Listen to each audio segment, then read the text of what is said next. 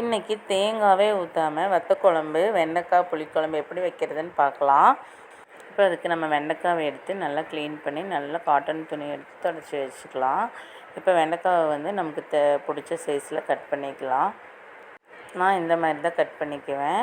சின்ன வெங்காயம் தீர்ந்துருச்சு, அதனால் பெரிய வெங்காயத்தை வச்சு தான் இன்றைக்கி நான் வெண்டைக்காய் குழம்பு செய்ய போகிறேன். சின்ன வெங்காயத்தில் செய்யும் போது குழம்பு அதை விட ரொம்ப டேஸ்ட்டாக இருக்கும். உங்கள்கிட்ட சின்ன வெங்காயம் இருந்தால் அதிலேயே செஞ்சுக்கோங்க.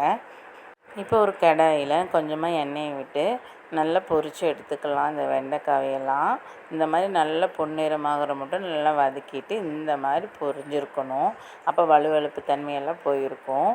இப்போ அதே கடாயில் கொஞ்சமாக எண்ணெய் விட்டு கடுகு, ஜீரகம், வெந்தயம் பொரிஞ்சதுக்கப்புறமா 4-5 வெள்ளைப்பூண்டை தட்டி போட்டு சேர்த்துக்கிறேன். நல்லா பூண்டு இந்த அளவுக்கு பொரிஞ்சதுக்கப்புறம் நான் கட் பண்ணி வச்சுருக்கிற வெங்காயத்தையும் சேர்த்துக்கலாம். வெங்காயத்தை எந்த அளவுக்கு நல்லா வணக்கிறோமோ அந்த அளவுக்கு டேஸ்ட்டு கிடைக்கும். இந்த மாதிரி பொன்னிறமாக வணக்கணும். வெங்காயம் நல்லா வணங்கினதுக்கப்புறம் மல்லிப்பொடி, மிளகு பொடி, கொஞ்சோண்டு மஞ்சள் பொடியும் போட்டு நல்லா வணக்கி எடுத்துக்கலாம். நான் இப்போ ஒரு பழம் தக்காளி பழத்தை எடுத்து நல்லா வணக்கி எடுத்துக்கிறேன். 4-5 தக்காளி பழத்தை நல்லா மிக்ஸி ஜாரில் அரைச்சிட்டு வந்திருக்கேன், அதையும் சேர்த்திக்கலாம். இப்போ ஒரு நெல்லிக்காய் சைஸ் புளி எடுத்து கரைச்சி வச்சுருக்கேன், அதையும் சேர்த்திக்கலாம். இப்போ நம்ம வணக்கி வச்சுருக்கிற வெண்டைக்காயையும் சேர்த்து நல்லா வணக்கி எடுத்துக்கலாம். தேவையான அளவு உப்பும் போட்டு நல்லா வணக்கி எடுத்துக்கலாம்.